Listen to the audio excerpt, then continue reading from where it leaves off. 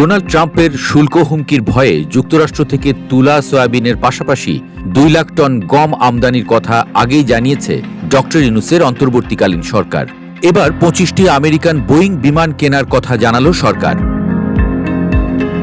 সোমবার সন্ধ্যায় বাণিজ্য উপদেষ্টার নেতৃত্বে এ বিষয়ে আলোচনা করতে যুক্তরাষ্ট্রের উদ্দেশ্যে রওনা দিয়েছে একটি দল। তার আগে বাণিজ্য সচিব মাহবুবুর রহমানকে 25টি বোয়িং উড়োজাহাজের অর্ডার দেওয়ার বিষয়টি নিয়ে বিভিন্ন গণমাধ্যমের সামনে কথা বলতে দেখা যায়।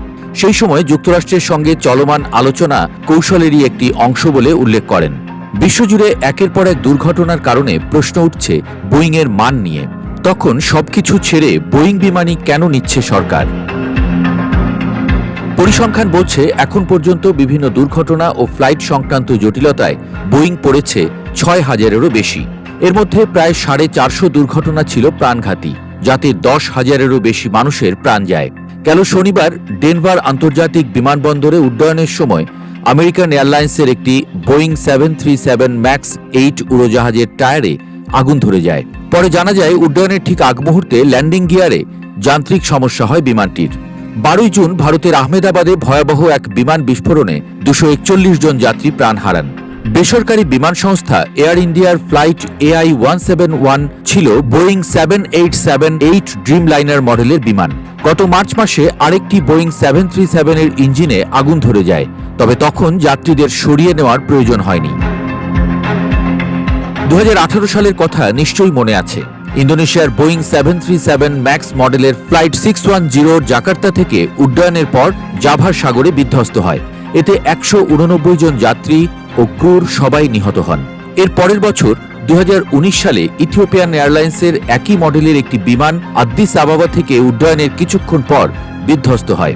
এতে বিমানের 157 জন যাত্রী ও ক্রু সবাই নিহত হন। আর এই দুর্ঘটনার পরই বিশ্বজুড়ে এ মডেলের বিমান চলাচল সাময়িকভাবে বন্ধ করে দেওয়া হয়। অর্থাৎ এ যাবৎ যতগুলো বড় বড় দুর্ঘটনা ঘটেছে তার মধ্যে বড় একটি অংশই ছিল বোয়িং। এত সব দুর্ঘটনার পরও বোয়িং কেন? এই প্রশ্নের জবাবও দিতে গিয়ে ট্যারিফ কমাতে ভারত, ভিয়েতনাম ও ইন্দোনেশিয়ার উদাহরণ তুলে ধরেন তিনি। তার ভাষ্যমতে ভারত ও ভিয়েতনামও 100টি করে আর ইন্দোনেশিয়া 50টি বোয়িং কিনছে যুক্তরাষ্ট্রের দেওয়া ট্যারিফ কমাতে।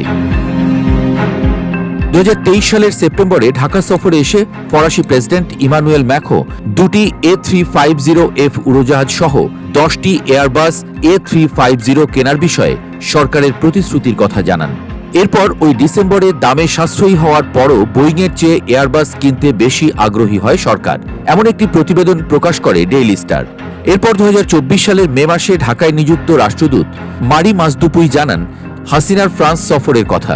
সেখানে বাংলাদেশ বিমানের কাছে উড়োজাহাজ বিক্রির বিষয়ে নিজস্ব সার্বভৌম পৃথিবী পর্যবেক্ষণ স্যাটেলাইট ও এয়ারবাস ক্রয় চুক্তিতে উল্লেখযোগ্য অগ্রগতি হতে পারে বলেও জানান তিনি। তবে 5 আগস্ট বৈষম্য বিরোধী ছাত্র আন্দোলনের মার্চ টু ঢাকা কর্মসূচি ঘিরে আন্দোলনের মুখে শেখ হাসিনা পদত্যাগ করে দেশ ছাড়লে ভেস্তে যায় সেই প্রকল্প। পরে এবছর 10 জুন ইউরোপীয় বিমান সংস্থা এয়ারবাসের executive vice president Walter van ওর্স ও স্কটল্যান্ড ভিত্তিক মেনজিস এভিয়েশনের এক্সিকিউটিভ ভাইস প্রেসিডেন্ট চার্লস ওয়াইলির সঙ্গে বৈঠক করতে দেখা যায় প্রধান উপদেষ্টাকে।